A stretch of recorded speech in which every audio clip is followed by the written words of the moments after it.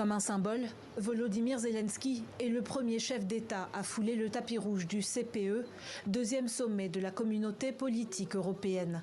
Le président ukrainien est accueilli par son homologue moldave au château de Mimi, près de la région séparatiste de Transnistrie, soutenue par la Russie.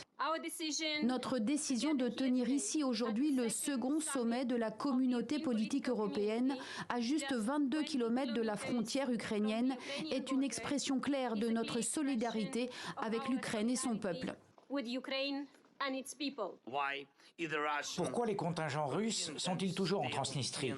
Le Kremlin n'en a besoin que pour débloquer un jour une attaque contre la Moldavie. Combien de temps l'Europe tolérera-t-elle cela? Instance informelle imaginée par le président français Emmanuel Macron, le CPE réunit 47 pays aux profils divers et variés comme l'Allemagne, le Royaume-Uni, la Bosnie-Herzégovine ou la Roumanie. L'objectif de l'UE est d'apparaître ici unie face au Kremlin. Mais pour la Moldavie, ce sommet est avant tout l'occasion de réaffirmer sa volonté de rejoindre les 27. Alors que le pays a obtenu le statut de candidat officiel en juin 2022, en même temps que l'Ukraine, la veille, la présidente de la Commission européenne s'était montrée encourageante.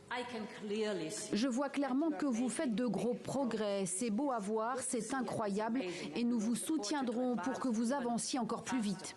L'Ukraine propose la tenue d'un sommet de paix cet été et appelle d'ici là à une coalition de puissances pour lui fournir des systèmes de défense aérienne patriotes et des avions de chasse.